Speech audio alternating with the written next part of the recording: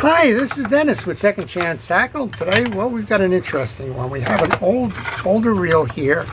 This came in as part of a set of reels that I acquired, and this one was described as a parts reel because it's got a skip in it. Very noticeable. I previewed this a little while ago, and as I look at the reel, it appears to be that this reel probably was being fished and slammed into something. Possibly the side of a boat, possibly a rail. I'm not sure what it is, but I am sure that that is not the way it should look. And I also noticed that, well, it's probably putting tension onto this. So we're going to show you the reel itself. The reel is a Pflueger Akron. It's in nice condition. It's an 1893 number. Beautiful reel, except for, well, it's not turning very well. And of course, that's made that, well, inexpensive to say the least. Well, we'll show you a little bit about how to service this reel, and we'll see if my solution that I think I'm going to use is actually going to fix the issue. Well, let's show you a little bit about the reel. We'll show you how to service it. It's a fun reel. It's not an inexpensive reel from the time. It's got the German silver plating on it. It's a beautiful condition reel.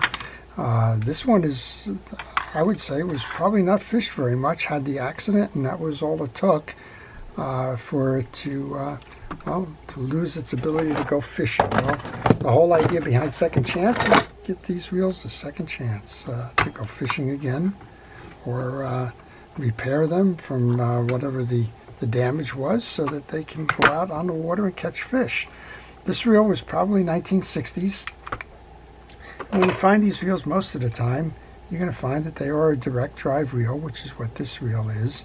It does have a drag. It has a drag here that puts some pressure onto the mechanism. We'll show you that from the inside. And when you find these reels, a lot of times these end caps are missing, which is unfortunate.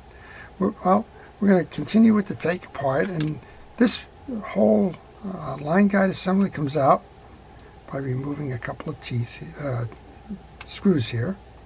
I was thinking about the teeth of the gear. The gear itself is intertwined with the main gear underneath.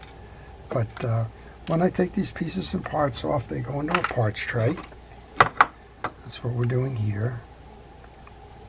There's two on each side of this, and then you can roll this assembly out. So it's kind of an interesting little assembly. But, you know, well engineered for the time. You look at some of these and you think that they're simple reels. They're not. They have a strong background in the actual mechanical engineering that goes into them. They were well made machine-wise, and well, they should be lasting and fishing long into the future. You got a nice little etched plate here. With the 4 screws out, we should be able to just pull that right out. And that's what I was thinking about the gear teeth before. Okay, that gives me access now to both sides. I want to do 2 things. I want to address this issue, and I want to tune the reel up. Let's do one side at a time. Let's address this issue first. I'm going to continue taking off the screws. There's three or four more of these that are holding into the crossbars and into the reel seat. So we'll deal with those first. And as I mentioned, I take these parts off. I put them into a parts tray. I use a fast food container for that purpose. And, well, I recommend that as you service reels, that you figure out what you're going to do with the pieces and parts that you take off before you start doing that. Because it's real easy to lose pieces and parts, particularly small screws like these. And if you lose them, well, you're going to be out of luck. Because these reels are old, you're not going to find the replacement pieces and parts should you lose them. You're going to have to find a donor reel, and even that's hard to do, since we're working on a reel that's 50 plus years old. Okay, those 4 screws are all the same. That's why I left them on the bench. Here's a look at my parts tray. Those are the screws I just removed. Here's the line guide. Here's the small screws. And I like this kind of a tray, which we have 8 corners, because you can kind of separate them by sub-assemblies. All right, with that off, we can remove that side plate now, and we can just assess the damage. And that's where the bend is. And most of the time, you can work out the bend by reversing what happened. So if you think that this reel slammed in from here, well, you just want to slam it out the other way, if you will. I'm going to use a piece of wood for that. I want to make sure that I'm clear of that little adjuster button. I'm going to use a wood block. I don't want to hit metal on metal, so I'm going to place that wood block here. Then I'm going to grab a hammer, and a sharp blow should reset that. Well, it did pretty good. Didn't do it all. I noticed that we have a little bit of an indentation here. Well, we'll just rinse and repeat. I have a harder piece of wood on my bench here, and well, I'm going to just try it with the oak rather than pine, because we did see that there was an indentation there from the pine. Do that again. I don't recommend that you slam reels, but oh, we almost got that done now. Actually, it looks like we almost kind of overbent that a little bit there. So let's just, I guess if you don't be careful, you can do it both ways, right? So the good thing is that metal is malleable, and that's kind of what we're doing here. So just one more little shot here, and we should have it.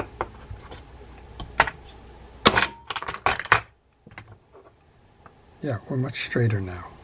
Okay, we're going to go put that back on, and we'll proceed to the other side of this. Okay, let's just remove those wooden pieces, get that stuff out of the way. We'll leave that spool out because we're going to come over to this side. Clean this first. So to clean this, I'm going to use a kitchen scrubby and some rod and reel cleaner. I'm going to use Penn Precision rod and reel cleaners. And you can see that this face is closed on this side here. So we're just going to kind of leave it that way. This is your click mechanism here for the drag. Okay, let's buff that out there.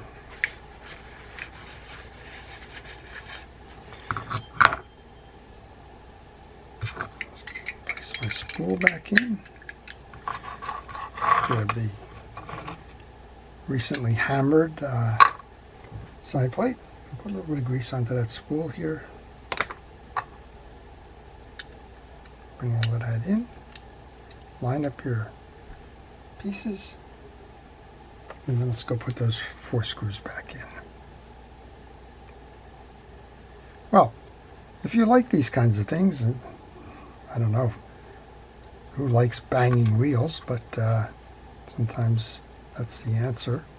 But if you like these types of videos, if you like to learn how to repair fishing reels, how to keep them serviced, how to, well, how to give them a second chance, I would encourage you to subscribe to my channel. If you do subscribe to my channel, please use that notification button. That will let you know when I'm posting. And, well, you can see if it's a video you would like to watch and learn more about. The whole goal here is for me to transfer what I know about fishing reel service and repair to you so that you can do it yourself. And that, well, you can gain the expertise and the experience and enjoy the hobby, or even if you've made it a business, enjoy the business of servicing reels and keeping them in good stead for years to come. You know, most reels are designed as throwaways, and we're trying to keep them out of the landfills, and one way to do that is to show you simple techniques that you can use to keep that reel fishing. Okay, let's put these 2 in.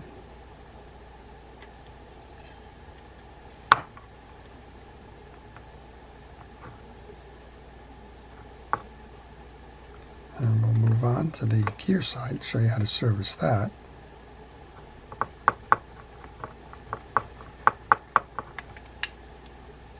So these look simple, but they're not simple reels at all. Like I mentioned, there's a lot of engineering going on inside this. And these were the reels that you would fish in the 40s and the 50s, and even earlier. And then spinning wheels came in, and, well, it kind of gave them a run for their money, if you will. Look at this. Just a little bit of banging, and look at that Turns nice and free and easy now. We've kind of solved that issue, haven't we? All right. We're going to take that click off. Yeah, look at that. Nice. All right, we're going to take the 3 screws that have this side plate off. Service this side of the reel. So what did we learn? You can reverse damage if you do it properly. Again, one of the things we suggested is do not hit this directly with a hammer. Use a, in my case I used a block of wood. I guess you can use the soft blow hammers. Something like this. This is a Stanley hammer. But I prefer to use the wood first. I know wood is definitely softer than most of the metals that are in these reels. So that's the one it will give. And you saw the impression it made on the board when we had that set up that way. All right, those 3 are going to go in. We're going to remove the side plate now. You can see it's a simple design again inside here. And well, we're going to pull that main gear off. Pull the spool gear off. Do a little bit of cleaning on the inside of this. And this reel wound up in a parts bin. It was a sale, somebody just looking to get rid of it because it didn't work. Maybe they were the one that even dropped the reel, although it could have been dropped 50 years ago. Who knows? All right, a little bit of grease onto the shaft, a little bit of grease onto that pinion gear there. Lay that aside for a moment. You want to make sure that your gears are clean. So what we'll do here, we're going to use a little bit of penetrating oil on the teeth. That'll help to dissolve the dirt and debris that might be in there. And then a hard bristle brush. This is one of those brushes that comes in those 3 packs. You usually get a steel wire brush, a brass brush, and a bristle brush. And they all cost about $6 maybe for the set. That's what this is all about. I want to run a cotton swab through the inner side just to make sure we get the dry grease out of that. And I'm not going to get that in there. Nope, that's not going to work. All right, we're going to have to trust ourselves on that. A little bit of grease onto the shaft. Grease onto the gear that we just cleaned. You can see there's no drag washers in here. This is a direct drive reel. There's no anti-reverse in here. Let's bring that over the shaft. Merge it with the gear on the spool. This side plate is clean. It's got a nice brass bushing that's going to hold the spool shaft. Again, this is going to be a drag feature on this one. And let's just go ahead and put that back on here. Line up your sides of your plates. Get that nice snap.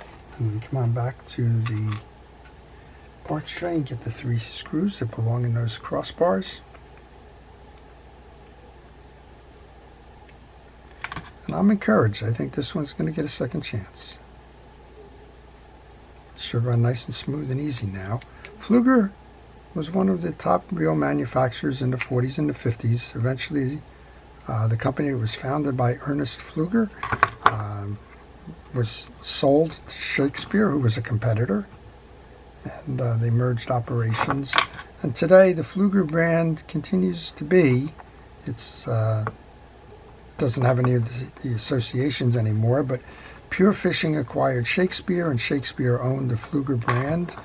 And well, every now and then you'll find that there is a reel or 2 out there bearing the Pfluger mark, and that would be the President, and the Tryon would be 2 of those. But you don't see many more. Pure Fishing right now owns about 8 or 9 reel brands, and I guess they just try to accommodate certain loyalists that have known the name for some time, and do a little bit of work with the spreading the wealth, if you will. So you don't want to have every brand have every type of fishing reel. So what they've done is they've taken the Shakespeare brand They've made that a value entry. They've got Abu, they've got Mitchell, they've got Pfluger, they've got Berkeley, which they no longer make the reels. The Berkeley reels, they turned Berkeley into a soft bait kind of a positioning. And they've got Finor and Van Staal, high end. Although Finor, they no longer make the reels under the Finor label. They pretty much reduced Finor to making sunglasses. Go figure. I guess they want to give Costa a run for their money. I don't know. Okay, I've oiled the pawl. I removed it, I cleaned it, I oiled it. Now I'm trying to reset it. And you need to make sure when you reset that the forks of the pawl get into the groove. And it's an iterative process. So you just kind of work it until you see it starts to move, and then you can tighten down the screw and you're in good position. I oil worm gears. I don't grease them. I believe grease holds the dirt. And we're going to oil this drive gear here. We can go ahead and reinstall now. There's a groove in the upper plate.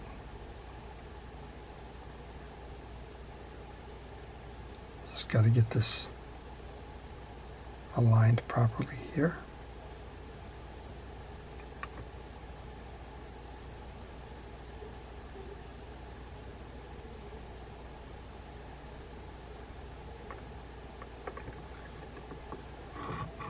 You want to mesh your gear, you got to get it inside the case here. And it'll all close like a window.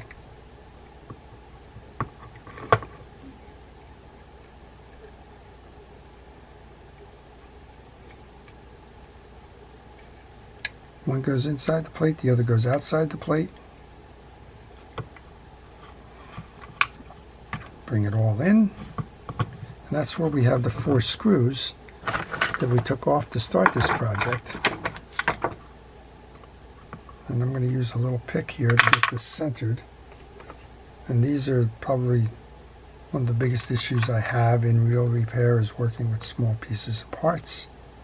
So this may take a little bit of time and effort, but we will, I assure you, get it done. You need a micro screwdriver for these screws.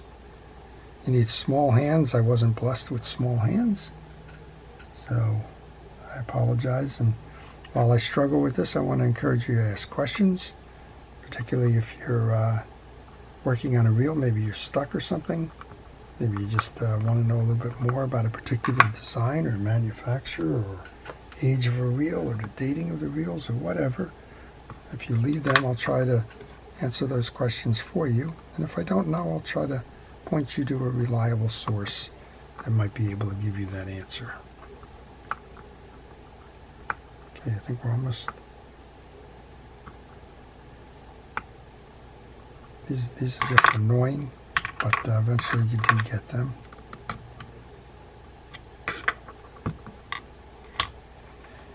And my little challenges.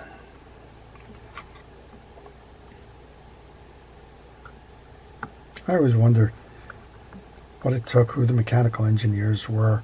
Did they just make one reel, or did they kind of make a career out of designing fishing reels?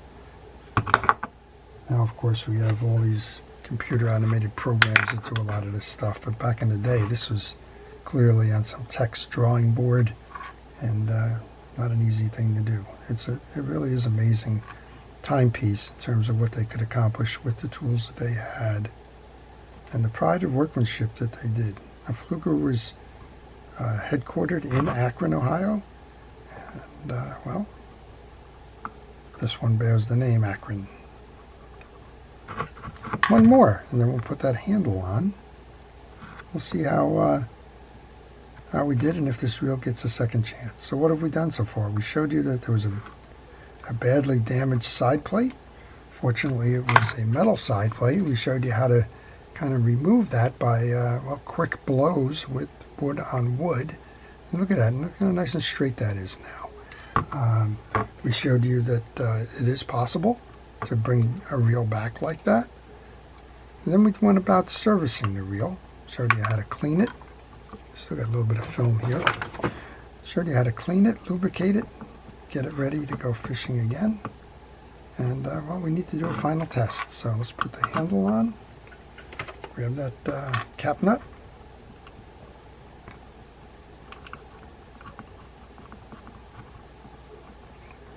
So these reels were produced from the 1910s all the way up through the 1960s. And then you started to see different materials come in, and you saw graphite and metals and the like. This graphite's a little bit later, but the low-profile bait casters like the Magnolites and the like.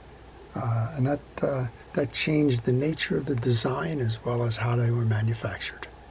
Okay, it's time for a test. Let's just review what we did. We had a reel that came in with a very bad bend here that was pinching on the spool. That caused the skip action to go along with that. We showed you how to bang it out. No subtle terms there. We banged it out. Kind of reversed the way that the impact caused it to fail. And we took it apart. We showed you the gear side and how to lubricate that. We showed you the take apart of the pawl to clean that up. We showed you how to roll this whole assembly out to make it easier to do that. And then well, we showed you the reassembly. So let's see how we did then. Oh, look at this. Wow. Impressive. I've got to say that's impressive. It works nice and easy. Spins true. Back up. That's a little bit of a mechanical drag. Back that up. So you can cast this thing real easy. You just want to check the tension on the spool. You have two side adjusters on the spool here. If you wanted to move the spool one way or another, just tighten down one, loosen up the other. This is a beauty. Wow, this is nice. All right, that's it. That's kind of a lesson in early bait casters. This one's the Pflueger Akron. This one gets a second chance to keep on fishing. I hope you've enjoyed that. This is Dennis with Second Chance Tackle. Before I leave, I want to thank our first responders, our police, fire, safety, rescue, and everybody involved in keeping us out of harm's way. I want to thank you for watching. I want to wish everybody a great day, fast friends on the water, and fun fishing. Take care.